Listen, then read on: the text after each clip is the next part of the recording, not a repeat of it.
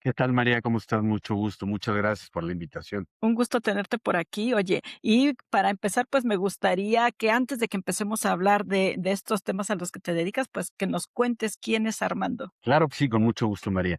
Mira, brevemente te puedo decir que yo soy Armando Fuente Rodríguez, es mi nombre completo. Yo soy mercadólogo de carrera Ujú. en el Instituto de Mercadotecnia y Publicidad de la vieja guardia del marketing, de allá de los Okey, principios de los 90, finales de los 80, principios de los 90. Y durante los últimos años me he dedicado y especializado en el tema de los proyectos. Estudié el máster de Project Management en el Serena Business School de Madrid okey. y actualmente estoy fundando Sprintalia, es una iniciativa en la que estoy haciendo un acompañamiento a empresas, equipos y emprendedores a ordenar sus operaciones, mejorar sus capacidades de ejecución y transformar sus objetivos en resultados. Realmente, muchas veces se piensa que la pyme no tiene el acceso o el recurso para poder gestionar modelos de project management y nada más falso que eso, ¿eh? Claro. Oye, y me llama la atención, si empezaste dentro de mercadotecnia, ¿cómo qué fue lo que te hizo moverte a la parte de los proyectos? Fíjate que, yo tuve la fortuna, yo viví 28 años en Cancún, los Okey. cuales 10 de ellos fui, director de Grupo ASIR allá en Cancún, pues esto nos llevó a hacer muchos proyectos. Cuando ya me desvinculé de Grupo ASIR, empecé a trabajar en algunos proyectos de forma personal, como agencia, y me involucré en proyectos, por ejemplo, para llevar a Plácido Domingo a Cancún a un evento a beneficencia. Era un proyecto bastante riesgoso y bastante fue un reto muy grande porque lo teníamos que lograr en 30 días. Desde hablar con Plácido Domingo, a convencerlo de cuál era el modelo de la situación, y gestionar con medios y hacer ejecutar todo lo que se tenía que hacer. Entonces, ahí me surgió mucho la cosquilla de cómo manejar, no eventos. Finalmente, cuando yo vengo a ya llegar a la Ciudad de México, empecé a manejar proyectos también de alta envergadura. Uno de ellos lo manejé con ANGE a nivel nacional, derivado de la pandemia, donde las cosas cambiaron completamente. Y bueno, me pedían, bueno, vamos a hacer un proyecto porque ya no podemos hacer las cosas igual y tenemos que seguir haciendo nuestra cumbre y cosas así. Entonces, esos son los proyectos finalmente que tendrían que tener una metodología, y tendrían que tener un soporte, tendrían que tener una estructura y eh, todos los involucrados tendrían que estar muy bien sincronizados. Sobre todo porque estábamos hablando de condiciones remotas donde no podíamos hacer una junta presencial, donde las cosas cambiaron completamente. Okey, Y ahora luego entiendo. llego con FX Silver, que es el con quien colaboro actualmente. Es una empresa de tecnología en donde nos dedicamos a hacer proyectos muy robustos de implementación de tecnología en equipos de cómputo, sobre todo. Y esto nos lleva a que la necesidad de tener los proyectos muy bien estructurados, pero también no nada más decir que los tenemos, sino validar y tener el soporte de que esto es así. Y así surge como me meto a la maestría y a partir de la maestría, pues obviamente las cosas han cambiado radicalmente. Entre la maestría y la inteligencia artificial han sido un parteaguas para mí en todo lo que, en la mayoría de las cosas que hago, incluso a nivel personal. Okey. Oye, y ahora que ya te diste cuenta, bueno, que ya estuviste trabajando en la parte de proyectos, pues entiendo que ahora te relacionas o trabajas con muchos equipos de trabajo. Me gustaría que nos compartieras desde cuando estamos hablando de la rentabilidad, ¿cuál consideras tú desde tu experiencia que es la diferencia entre un equipo que realmente es productivo y otro que solo está trabajando todo el tiempo, pero que no está obteniendo los resultados que desea? Y eso sucede mucho. Lo que pasa es que un equipo ocupado realiza muchas cosas finalmente. Un equipo productivo genera resultados. Esa es la principal de las diferencias, ¿no? Ujú. Y es que hay que entregar valor cuando se está trabajando en equipo. Hay que tener el cumplimiento de objetivos, hay que tener calidad en lo que se hace, hay que tener los tiempos muy bien medidos, hay que satisfacer al cliente, sobre todo cuando hay esa comunicación de un objetivo con algún cliente y lograr rentabilidad. Y resulta que muchas veces se tienen reuniones, se envían correos, se resuelven urgencias, sobre todo los clásicos bomberazos, y eso pues te llena una agenda, pero no necesariamente eso implica que seas rentable o que tengas Claro, mejoras en la empresa. Una agenda llena no es un indicador de rentabilidad, los resultados son los que hablan al final de cuentas, ¿no?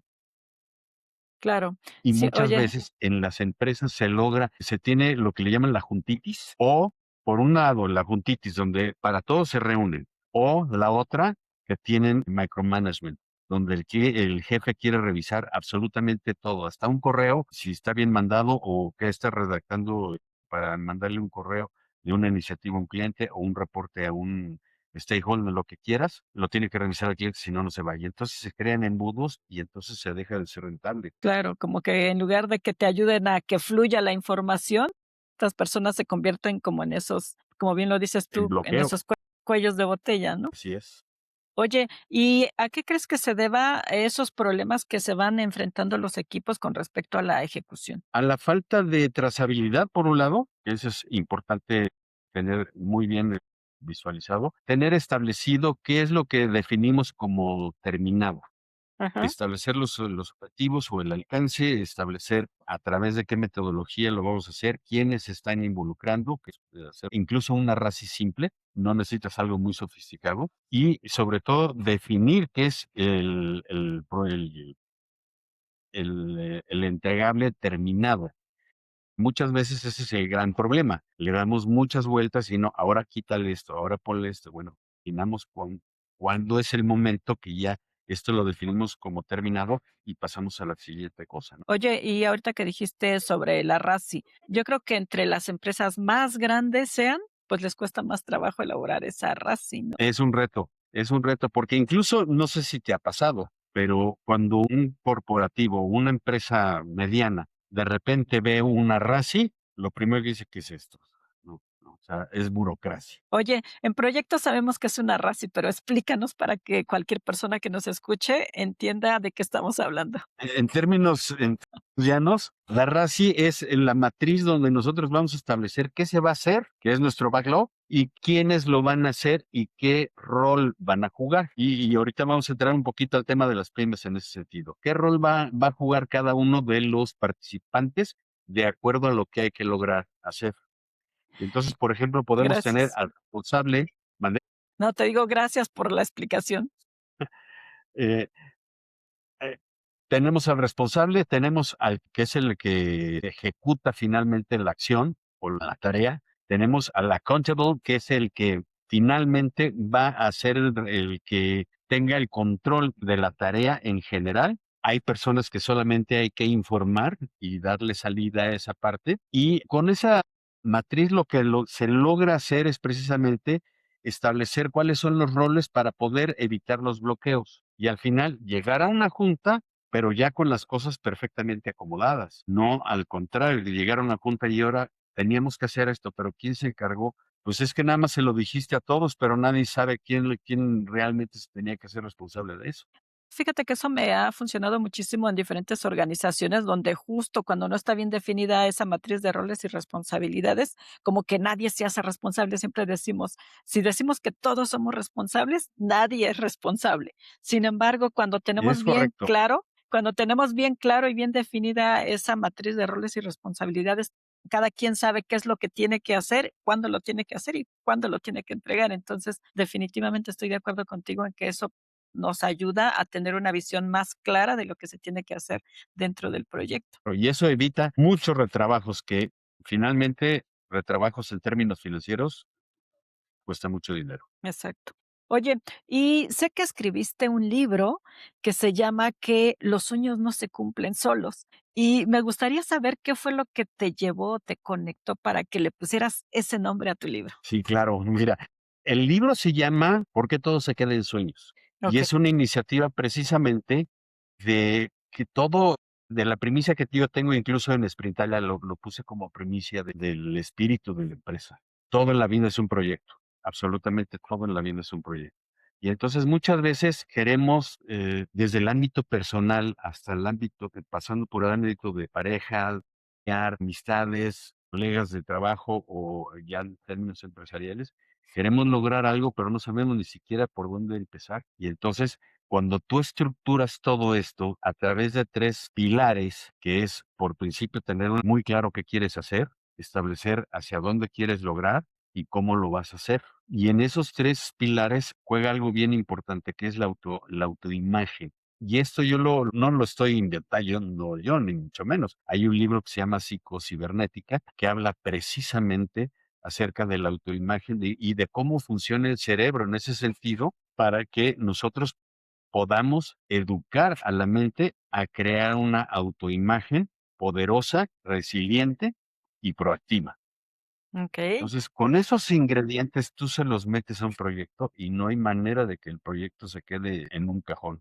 ¿Lo logras o lo logras? Oye, y normalmente cuando escribimos un libro, tratamos de plasmar parte de nuestra experiencia en ese libro. Te quiero hacer una pregunta como más personal. ¿Hubo algún proyecto personal que tú hayas pospuesto por mucho tiempo y que en algún momento dijiste: "Ahora sí es el momento de hacerlo"? Sí, precisamente cuando dejé de tener la agencia allá en Cancún y llego aquí en México, y postergué mucho el poder establecer ya una empresa nuevamente y estar aquí ayudando acá y haciendo esto y estudiando aquello, pero todo estaba suelto. Y en el momento que encuentro esto, el project management, me pongo a leer libros como el que te platico de la psicocibernética y Ujú. empiezo a volver a moldear muchas áreas de mi vida particular, de mi vida personal. Encuentro que dije, a fuerza sí, es por aquí. Y entonces vamos a darle forma a la empresa ahora sí, como debe de ser, sin tratarlo como un hobby, sin tratarlo como un, híjole, me gustaría hacerlo, sino como un compromiso, como parte de un legado incluso, y eso pues te lleva a hacerlo con una metodología, con una seriedad sobre todo y con una disciplina. Y todos esos ingredientes se van conjuntando. Y en el libro precisamente es un ebook que incluso trae plantillas para hacer Okey. ejercicios y para que la persona vaya avanzando poco a poco hasta lograr un objetivo. Okey, y oye, ¿y qué fue lo más valioso que aprendiste al escribir este libro? Y sobre todo eso que aprendiste al posponer tu proyecto personal, y que ahora, pues, gracias a eso, viste un método y que lo estás compartiendo con diferentes empresas. ¿Qué fue eso que aprendiste? El resultado es algo muy simple, no muy concreto. La autoimagen cambió. Ahora no hay manera de que yo diga Cuéntanos. sin que ese algo tenga que tener un resultado sí o sí. Por ejemplo. Por ejemplo, cuando empezó el tema de la inteligencia artificial, Ujú. yo me empecé a meter para ver qué es lo que encontraba, pero dije, no, yo tengo que hacer un modelo de PMO donde la inteligencia artificial sea un aliado y no un sustituto de lo que hacemos en el project management, y lo voy a lograr. Y hoy por hoy, bueno, ya tengo en mi stack tech, tengo alrededor de 6 herramientas de inteligencia artificial muy poderosas, haciendo ya incluso todo lo que es la automatización y la gestión de agentes, la gestión agéntica, ya todo eso está resuelto, incluso con, modelos mínimos viables para poder establecer, y esto seguramente le va a ayudar mucho a las pymes, mucho, Okey, mucho, mucho, y a reducir sobre todo. interesante. Oye, ¿y nos puedes compartir cuál es ese método que tú aplicas para convertir esa idea en algo tangible y en un resultado que está buscando la empresa para poder incrementar su rentabilidad? Mira, precisamente yo le llamo el método mínimo, que mucha gente cuando le empiezas a hablar de metodologías, le empiezas a hablar de un Scrum, les empiezas a hablar de un Lean, y les empiezas a establecer criterios Scrum, y todo ese tipo de cosas, o un GTD, se quedan, ¿eso ¿De qué qué me es? ¿O por hablas? qué es tan ¿no? Entonces, mejor vamos a hacerle un método simple, un método mínimo, que significa que tu estructura vertical que tengas en la empresa, la vamos a convertir en un modelo híbrido, en donde los roles son híbridos y precisamente en la RACI los vas a poder reconfigurar para que además de sus tareas no se vuelvan multitask, pero sí multirol, que es bien Okey. distinto. Y ahí adquieren otra figura, adquieren otro tipo de responsabilidades, adquieren un sentido distinto de lo que están haciendo y no se vuelven autómatas, sino participan en la gestión de un proyecto, que eso es bien distinto. La visión de hacer las cosas así cambia incluso la actitud de la gente. Oye, ¿nos podrías explicar un poquito más sobre ese multirol? Multirol. Por ejemplo, vamos a pensar que tú tienes en una pyme, está el gerente de ventas, está el administrador, está el asistente, están los vendedores y está el de operaciones. Pero hay un proyecto que hay que llevar a cabo en la empresa y que no lo estamos inclusive identificando como proyecto, sino fue una Okey. idea del director y a lo mejor, pues sí, chicle y pega, como se dice. Ajá. Entonces, mejor lo configuramos como un proyecto y establecemos qué es lo que tenemos que hacer, cuál es el alcance, es decir, hacia dónde tenemos que ir y qué es lo que queremos lograr. ¿Quién lo va a hacer? Bueno, pues en el área administrativa tendríamos que lograr esto. Podemos conseguir los stakeholders, que son los interesados en el proyecto, que en este caso podrían ser los proveedores de alguna maquila o de algunas herramientas o suministros y insumos. ¿Quién va a llevar la organización de ejecución? Pues el asistente puede ayudar mucho en ese rol y el gerente de ventas puede ser un gestor con los clientes y entonces bien distinto a que sea un vendedor porque en lugar de que estés tratando de acomodar al gerente de ventas como la máxima figura de lo que quieren lograr económicamente, pues también se puede convertir en el market research, porque está trayendo a la empresa la información de lo que realmente el mercado o el cliente está requiriendo para poder transformar el proyecto, evolucionarlo, ajustarlo y poder llevar el modelo final algo exitoso. Okey, qué interesante. Entonces, conviertes una estructura vertical en roles híbridos que finalmente te van a dar lo que la matriz RACI te establece para poder llevar a cabo un proyecto. Puedes armar todo tu esquema según la metodología sin llegar a esa burocracia de la metodología rígida y tú puedes seguir caminando en tu empresa igualito que como lo venías haciendo, pero enriqueciendo los roles. Okey. Oye, y dentro de todo esto que tú estás trabajando como consultor de empresas, ¿cuáles son como los principales problemas que has identificado a los que se están enfrentando las pymes, con respecto, sobre todo, a la ejecución de sus equipos? La claridad para poder establecer qué es a dónde se quiere llegar, porque muchas veces no hay comunicación, y no sé si te ha pasado, pero incluso en términos de comunicación, te das cuenta que las empresas de repente tienen hasta varios grupos de WhatsApp. En donde, pues, aquí me junto con estos, acá me junto con estos, y entonces empiezan a operar a través del WhatsApp, y cuando hay una junta, oye, ¿y dónde están los entregables o dónde está esto, el acuerdo que quedamos en la junta pasada? Y todo está en el WhatsApp, no hay claridad. Entonces todo el mundo se pone a buscar, entonces perdemos tiempo, perdemos objetividad y perdemos consistencia de lo que queremos lograr. Entonces, en términos de comunicación, la estructura de estos modelos híbridos es fundamental. Por ejemplo, ¿no? Okey. Que es donde yo siento que más se adolece, de no adoptar la estructura de comunicación adecuada para hacer en la comunicación formal y documentar lo que se está haciendo. ¿Qué Hay qué una recomendaciones? parte, Sí, sí, sí. perdón, hay una parte en el ejercicio de las empresas que incluso lo comentábamos en el desayuno de Deal Work, que nos hiciste favor de invitar, donde hay activos intangibles que son precisamente el documentar tus procesos. Si tú no tienes eso documentado, estás perdiendo gran cantidad de tu capital de empresa. De hecho, es lo que te iba a preguntar, o sea, si una persona, o sea, si un director de una pyme quisiera empezar a establecer como todo esto para tener claridad con su equipo, ¿cuál sería el primer paso que tendría que llevar a cabo desde tu experiencia? Bien, primero hay que hacer un diagnóstico para ver dónde estamos parados. Hacer un diagnóstico y establecer qué es proyecto, qué no y qué es pendiente, porque muchas veces tenemos nada más pendientes, pero no tenemos nada concreto y nada más estamos haciendo tareas recurrentes, pero no nos lleva a nada. Entonces vamos a definir primero separar qué es un pendiente, qué es un proyecto y cuando veamos dónde está el proyecto, entonces establecemos una estructura. Es lo Okey, primero que hay que hacer. perfecto.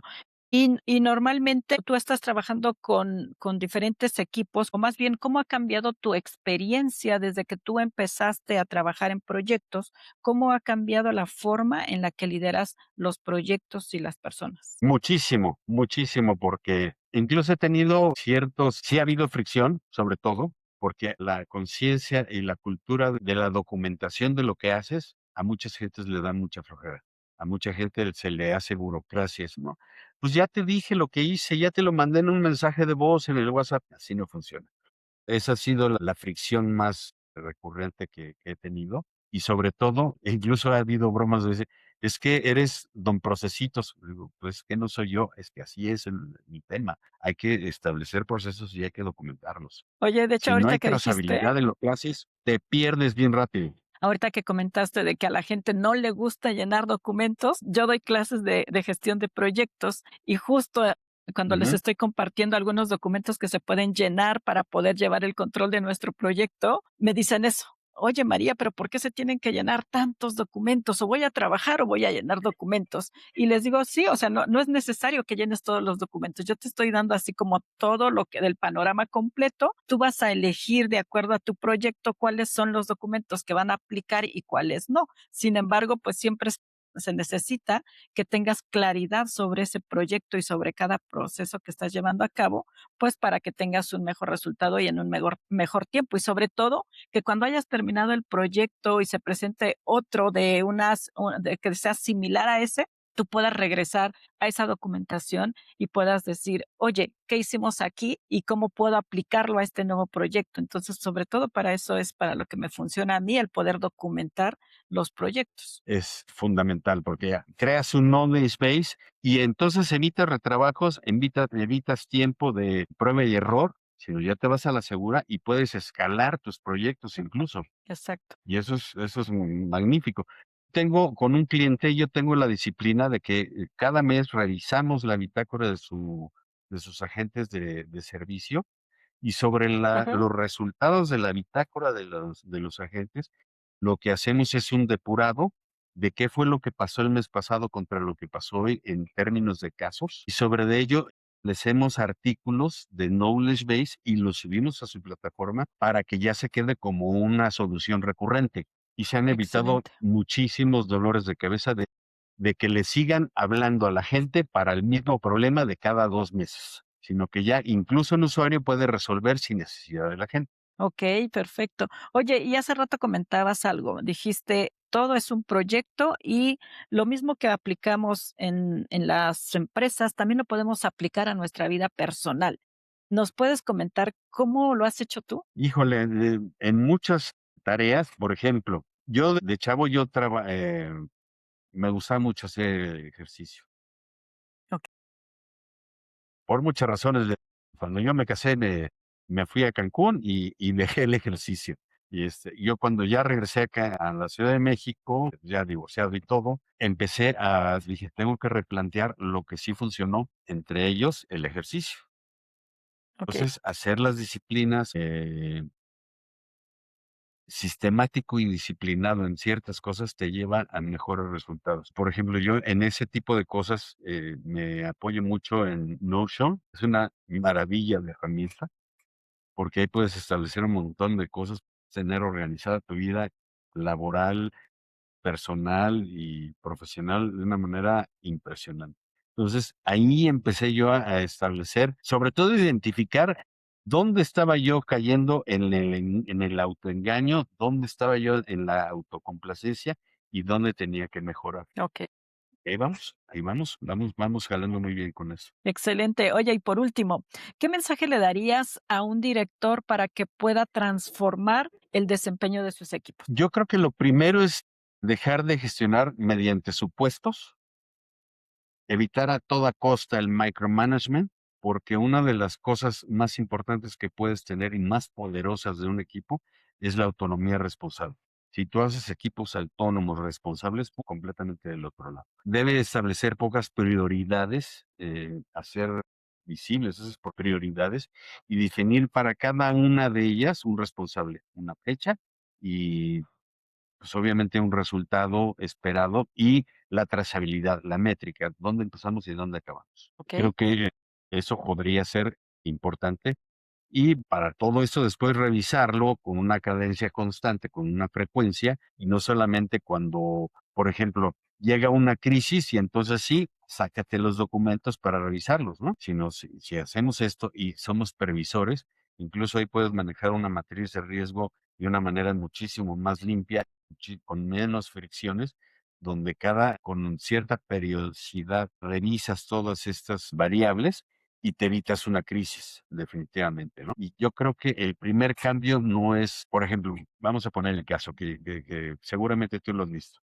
Pro una plataforma muy robusta, vamos a pensar en un Odoo, una plataforma que tiene muchos módulos y puedes manejar y gestionar un montón de cosas. Pero a lo mejor es un Ferrari estacionado porque nadie lo sabe manejar y nadie lo quiere alimentar y nadie lo quiere aprender a usar y estás gastando muchísimo porque no existe esa disciplina. Entonces, tienes que empezar al revés. Primero gestionar la disciplina y a lo mejor empezar en un Excel, pero empezar a gestionar la disciplina de la documentación, el almacenamiento de los datos, y entonces sí, ya que tienes a la gente bien encausada en ese tipo de estructuras o de dinámicas, entonces ya compras una plataforma, ¿no? Oye, me quedo con eso. Me encanta porque efectivamente como que muchas empresas ahorita porque está en boga la inteligencia artificial, pues consideran que entre más le inviertan a lo que es la inteligencia artificial, pues van a ser más productivas y mucho más rentables. Sin embargo, pues siempre se tiene que empezar, como bien dijiste, pues con cambiarle el mindset a las personas que están trabajando en esa empresa y después ya pues ayudarles a poder utilizar todas estas herramientas que están saliendo y sobre todo que tengan el criterio de saber cuáles son las que realmente les van a aportar valor de acuerdo a la organización y a los servicios que brinda. Entonces, Así definitivamente es. me quedo con esta. A mí también me encanta trabajar tanto con los proyectos como con las personas, pero siempre pienso que la base son las personas. Sí, por supuesto. Y eso es parte, por ejemplo, del management humanista, ¿no? Las personas Excelente. por encima de los procesos. Perfecto, pues muchas gracias Armando por todo lo que me compartes. También me gustó pues esa transición que hiciste tú de la parte de mercadotecnia hacia los proyectos, porque pues nosotros siempre aprendemos algo y de repente vemos cómo podemos ocupar eso para poder impulsar otras áreas que están ahorita aportando a las organizaciones. Entonces, pues te deseo el mejor de los éxitos con tu empresa y a promover este libro que acabas de lanzar, que también me gustó mucho, pues cómo es esa esencia donde tú estás apoyando pues a las personas para que puedan enfocarse en los proyectos. De acuerdo. Muchísimas gracias a ti, María, por la invitación y pues un gusto haber estado aquí en tu exitoso programa, en tu podcast. Gracias, pues espero que a toda la gente que nos escuche pues sea de valor toda esta información que nos comparte Armando y si algo les resuena pues lo pueden compartir con cualquier otra persona que considere que les puede ser de utilidad. Nos vemos en el próximo episodio de Equipos de Alto Rendimiento. Gracias, María. Buenas tardes a todos.